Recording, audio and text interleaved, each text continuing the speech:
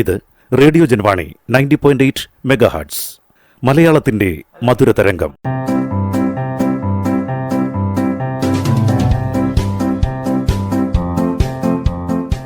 ഇപ്പോൾ വാരാന്ത്യ ലോക വൃത്താന്തം കേൾക്കാം. പ്രൊഫസർ ജെ ജേക്കബ് അവതരിപ്പിക്കുന്നു. വാരാന്ത്യ ലോക വൃത്താന്തം.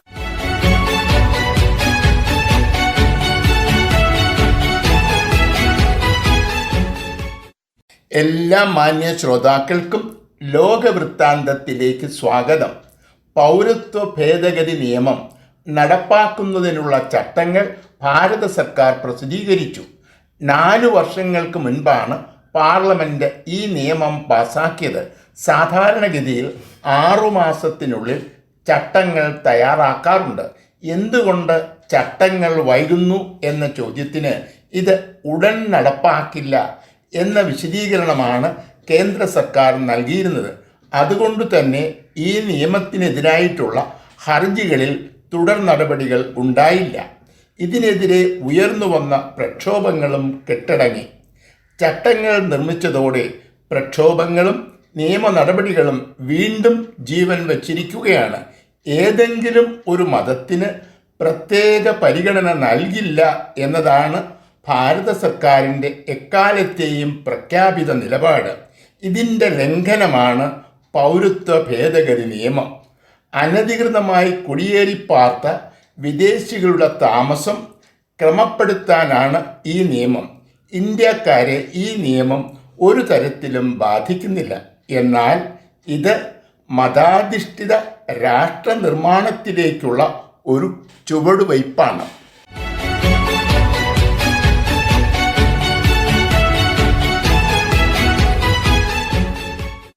ഒമാൻ ഉൾക്കടലിലെ സൈനിക പരിശീലന പരിപാടി വെള്ളിയാഴ്ച സമാപിച്ചു. റഷ്യ, ചൈന, ഇറാൻ തുടങ്ങിയ 3 രാജ്യങ്ങളുടെ 20 കപ്പലുകളാണ് ഈ പരിപാടിയിൽ പങ്കെടുത്തത്. സമുദ്രാന്തര സഹകരണം വർദ്ധിപ്പിക്കുക, മേഖലയുടെ സുരക്ഷ ഉറപ്പുവരുത്തുക തുടങ്ങിയവയാണ് ഇതിൻ്റെ ലക്ഷ്യങ്ങൾ.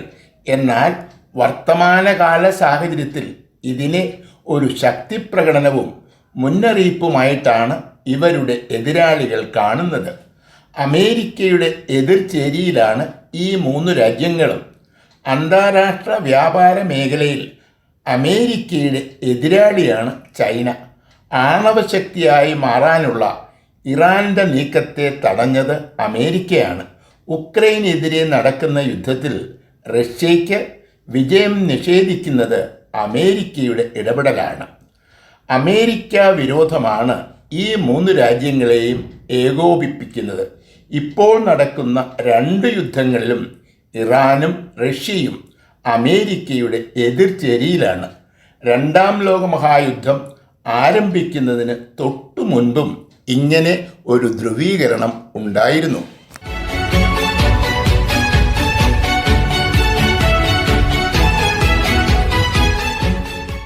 സൗദി അറേബ്യയിലെ വളരെ പ്രസിദ്ധമായ ഒരു പുരാതന നഗരമാണ് ദിറായ്.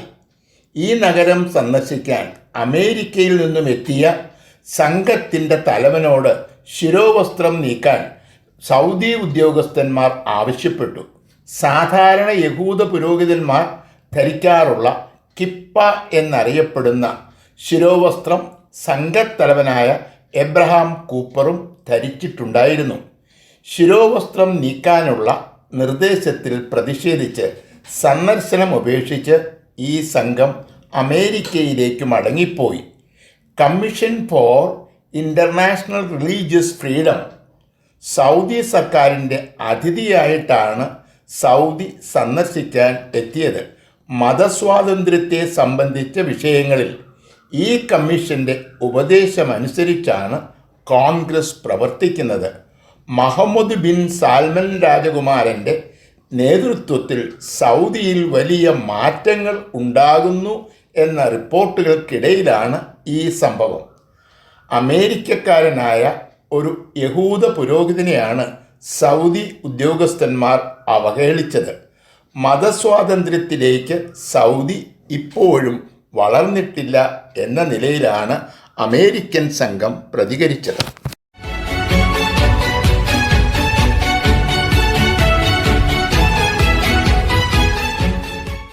ഈ വർഷം റമദാൻ ആരംഭിക്കുന്നതിന് മുമ്പ് ഗാസയിൽ ഒരു വെടിനിർത്തൽ ഉണ്ടാകുമെന്നാണ് അമേരിക്കൻ പ്രസിഡന്റ് ജോ ബൈഡൻ അടക്കമുള്ളവർ പ്രതീക്ഷിച്ചിരുന്നത്. എല്ലാ പ്രതീക്ഷകളും കാറ്റിൽ പറത്തി യുദ്ധം പൂർവാധികം ശക്തമായി തുടരുന്നു.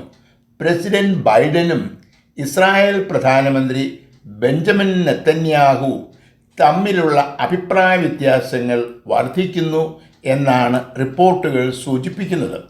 പൗരന്മാർ ഒഴിഞ്ഞു പോകുന്നത് പൂർത്തിയാകാതെ റാഫയിലേക്ക് സൈനികരെ അയക്കരുത് എന്ന് ബൈഡൻ നിർദ്ദേശിച്ചിരുന്നതാണ്. റംദാൻ മാസം ആരംഭിക്കുന്നതിൻ്റെ തലേ ദിവസവും റാഫയിൽ ആക്രമണം ഉണ്ടായി. ഈ ആക്രമണങ്ങൾ ഇസ്രായേലിനെ ലോകരാഷ്ട്രങ്ങൾക്കിടയിൽ ഒറ്റപ്പെടുത്തും എന്നാണ് ബൈഡൻ പ്രതികരിച്ചത്. നോമ്പ് തുറക്കാൻ പോലും ഭക്ഷണം ലഭിക്കാത്ത പാലസ്തീനികളെ ബോംബിട്ട് കൊല്ലുന്നത് അമേരിക്ക മാത്രമല്ല, ലോകത്ത് ഒരു രാഷ്ട്രവും അംഗീകരിക്കുന്നില്ല. വെടിനിർത്തൽ കൂടാതെ നോമ്പുകാലം സ്വസ്ഥമായി ആചരിക്കാൻ പാലസ്തീനികൾക്ക് കഴിയുമെന്ന് തോന്നുന്നില്ല.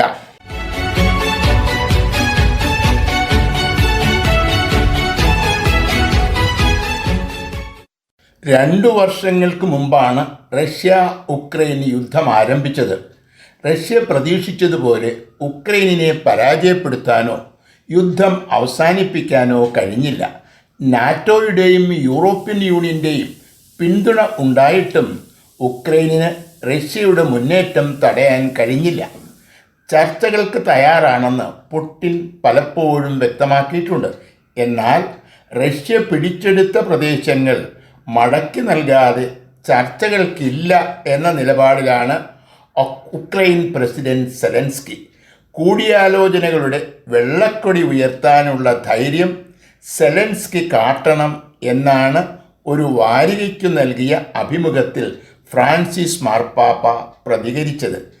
തിന്മയെ ന്യായീകരിക്കുന്ന ഒരു പ്രതികരണമായിട്ടാണ് മാർപ്പാപ്പായുടെ പ്രസ്താവനയെ സെലൻസ്കി വിശേഷിപ്പിച്ചത്.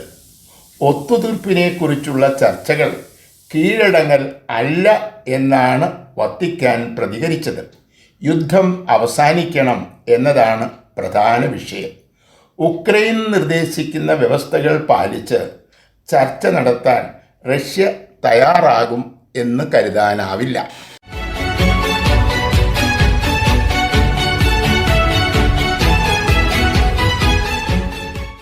നാറ്റോയുടെ സൈന്യത്തെ ഉക്രൈനിലേക്ക് അയക്കുന്നതിനെ അനുകൂലിക്കുന്നയാളാണ് ഫ്രഞ്ച് പ്രസിഡന്റ് ഇമ്മാനുവൽ മാക്രോൺ.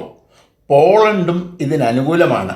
എന്നാൽ ജർമ്മനിയും ഇറ്റലിയും ഇതിനോട് ഒട്ടും തന്നെ യോജിക്കുന്നില്ല. നാറ്റോയ്ക്ക് വേണ്ടി സംസാരിക്കുവാൻ ഇമ്മാനുവൽ മാക്രോണിനെ ആരും തന്നെ അധികാരപ്പെടുത്തിയിട്ടില്ല എന്നാണ് ഇറ്റലിയുടെ പ്രതികരണം. നാറ്റോയുടെ പക്കലുള്ളതിനേക്കാൾ ആയുധങ്ങൾ റഷ്യയുടെ പക്കലുണ്ട്. യുദ്ധമല്ല, നയതന്ത്രമാണ് ഇത് അവസാനിപ്പിക്കുന്നതിനുള്ള മാർഗം എന്നാണ് ജർമ്മനി ചൂണ്ടിക്കാട്ടുന്നത്. ഉക്രൈനിലേക്ക് നാറ്റോയുടെ സൈന്യത്തെ അയക്കുന്നതിനോട് അമേരിക്കയും യോജിക്കുന്നില്ല. കോൺഗ്രസിൻ്റെ എതിർപ്പ് മൂലം വാഗ്ദാനം ചെയ്തിരുന്ന സാമ്പത്തിക സഹായം പോലും ഉക്രൈനിന് നൽകാൻ കഴിയാത്ത സ്ഥിതിയിലാണ് അമേരിക്ക.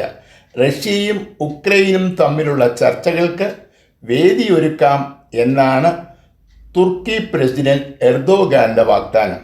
എന്നാൽ നയതന്ത്ര മാർഗങ്ങൾ പരീക്ഷിക്കുവാൻ ഉക്രൈൻ പ്രസിഡന്റ് സെലൻസ്കി തയ്യാറാകുന്നില്ല എന്നാണ് റിപ്പോർട്ടുകൾ സൂചിപ്പിക്കുന്നത്.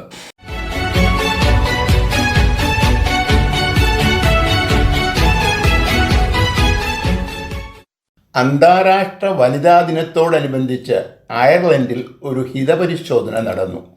1937 അംഗീകരിച്ച ഈ രാജ്യത്തിൻ്റെ ഭരണഘടനയിലെ ചില വാക്കുകൾ മാറ്റുന്നതിനെക്കുറിച്ചുള്ള പൊതുജനാഭിപ്രായം ആരായുന്നതിനു വേണ്ടിയാണ് ഹിതപരിശോധന നടത്തിയത്.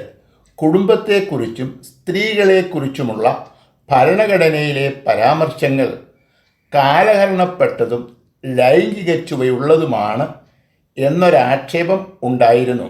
ഭരണഘടനയിൽ മാറ്റം വരുത്തണമെങ്കിൽ ഹിതപരിശോധനയിലൂടെ ജനങ്ങളുടെ അനുമതി തേടണം എന്നാണ് അയർലൻഡിലെ നിയമം. സ്വവർഗ വിവാഹം, ഭ്രൂണഹത്യ തുടങ്ങി പല കാര്യങ്ങളിലും ഹിതപരിശോധനയ്ക്ക് ശേഷം ഇവർ ഭരണഘടന തിരുത്തി എഴുതിയിട്ടുണ്ട്. കത്തോലിക്ക മതവിശ്വാസികൾക്ക് വലിയ ഭൂരിപക്ഷമുള്ള ഒരു രാജ്യമാണ് അയർലൻഡ്. മറ്റ് യൂറോപ്യൻ രാജ്യങ്ങളെ അപേക്ഷിച്ച് കുടുംബ ബന്ധങ്ങൾക്ക് വലിയ വില കൽപ്പിക്കുന്നവരാണ് ഇവിടുത്തുകാർ. സ്ത്രീകളോടും കുടുംബങ്ങളോടുമുള്ള സമീപനം മാറ്റുന്നതിന് പൊതുസമൂഹം അനുമതി നൽകിയില്ല.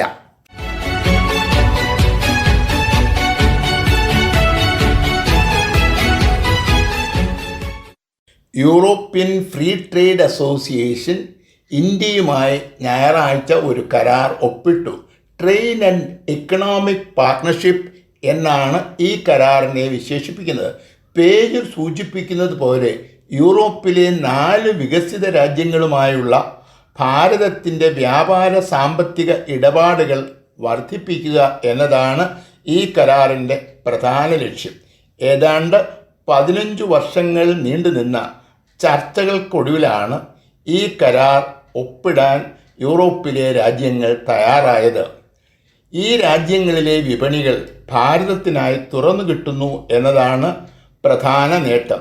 ഇന്ത്യ കയറ്റുമതി ചെയ്യുന്ന ഉൽപ്പന്നങ്ങൾക്ക് നികുതി ചുമത്തില്ല. അടുത്ത 5 വർഷത്തിനുള്ളിൽ $100 മില്യൺ മുതൽ മുടക്കി ഈ രാജ്യങ്ങൾ നമ്മുടെ നാട്ടിൽ വ്യാപാര വ്യവസായ സംരംഭങ്ങൾ ആരംഭിക്കും. ഇവിടെ തൊഴിലവസരങ്ങൾ വർദ്ധിക്കും. ഇറക്കുമതി ചെയ്യുന്ന സാധനങ്ങൾക്ക് ഭാരത സർക്കാരും നികുതി ഇളവ് നൽകിയിട്ടുള്ളതിനാൽ ആഭ്യന്തര വിപണിയിൽ പല വിദേശ ഉൽപ്പന്നങ്ങളുടെയും വില കുറയും.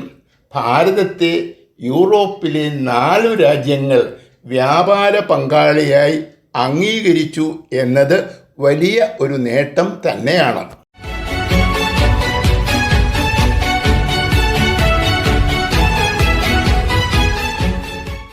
നാറ്റോ സൈനിക സഖ്യത്തിലെ 32ാമത്തെ അംഗമായി സ്വീഡനെ അംഗീകരിക്കുന്ന രേഖകൾ അമേരിക്കയുടെ പ്രതിരോധ സെക്രട്ടറി കഴിഞ്ഞ ആഴ്ച സ്വീഡന് നൽകി. ദീർഘകാലം ഒരു നിഷ്പക്ഷ രാഷ്ട്രമായിരുന്ന സ്വീഡൻ്റെ കൂറുമാറ്റം അമേരിക്കയുടെ വിജയവും റഷ്യയുടെ പരാജയവുമാണ്. റഷ്യ 2022 ഉക്രൈനിനെ ആക്രമിച്ചതിനെ തുടർന്നാണ് ഫിൻലാൻഡും സ്വീഡനും നാറ്റോയിൽ ചേരാൻ അപേക്ഷ നൽകിയത്.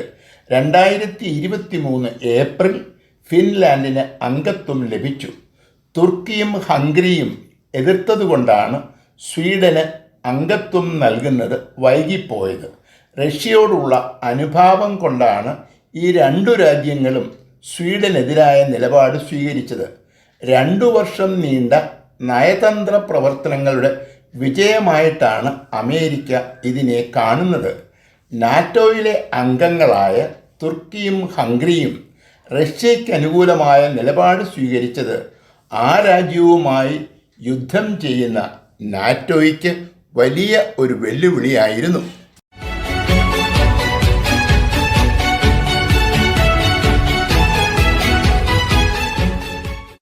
ടിക്ടോക്ക് എന്ന ആപ്പിന് നിരോധനം ഏർപ്പെടുത്തുന്ന ഒരു ബില്ല് അമേരിക്കൻ കോൺഗ്രസിലെ പ്രതിനിധി സഭ പാസാക്കി. സെനറ്റ് കൂടി ഇത് പാസാക്കിയാൽ ടിക്ടോക്ക് നിരോധനം അമേരിക്കയിൽ നടപ്പിലാക്കും. ചൈനയിലെ ബൈറ്റ് ഡാൻസ് എന്ന സ്ഥാപനമാണ് ടിക്ടോക്കിൻ്റെ ഉടമ. ഈ ആപ്പ് ഉപയോഗിക്കുന്നവരെ സംബന്ധിച്ച് ടിക്ടോക്കിന് ലഭിക്കുന്ന ഡേറ്റ ബൈറ്റ് ഡാൻസ് വഴി ചൈനീസ് ഭരണകൂടം കരസ്ഥമാക്കും എന്നാണ് അമേരിക്ക ഭയപ്പെടുന്നത്. അമേരിക്കയിലെ യുവാക്കൾക്കിടയിൽ വലിയ പ്രചാരമുള്ള ടിക്ടോക്കിൽ നിന്നും ഡേറ്റ ചൈനയിലേക്ക് ഒഴുകുന്നത് തടയാനാണ് ഇപ്പോഴത്തെ നിയമനിർമ്മാണം. വിവരങ്ങൾ ബൈറ്റ് ഡാൻസുമായി പങ്കുവെക്കാറില്ല എന്നാണ് ടിക്ടോക്ക് ആണയിടുന്നത്. തുടക്കത്തിൽ ഈ നിയമത്തിന് അനുകൂലമായിരുന്നുവെങ്കിലും ട്രംപ് ഇപ്പോൾ നിലപാട് മാറ്റിയിരിക്കുകയാണ്. അതുകൊണ്ട് തന്നെ സെനറ്റിൽ ഇത് പാസ്സാകാനുള്ള സാധ്യത കുറവാണ്. പൗരസ്വാതന്ത്ര്യത്തിന്മേലുള്ള കടന്നുകയറ്റമായി ഇത് വ്യാഖ്യാനിക്കപ്പെടുമോ എന്ന ഭയം ബൈഡനുമുണ്ട്. കമ്പ്യൂട്ടർ മേഖലയിൽ ചൈനയുടെ മുന്നേറ്റമാണ് അമേരിക്ക ഭയപ്പെടുന്നത്.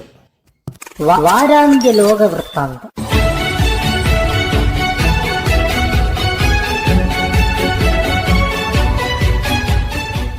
തയ്യാറാക്കി അവതരിപ്പിച്ചത് പ്രൊഫസർ ജെ ജേക്കബ്.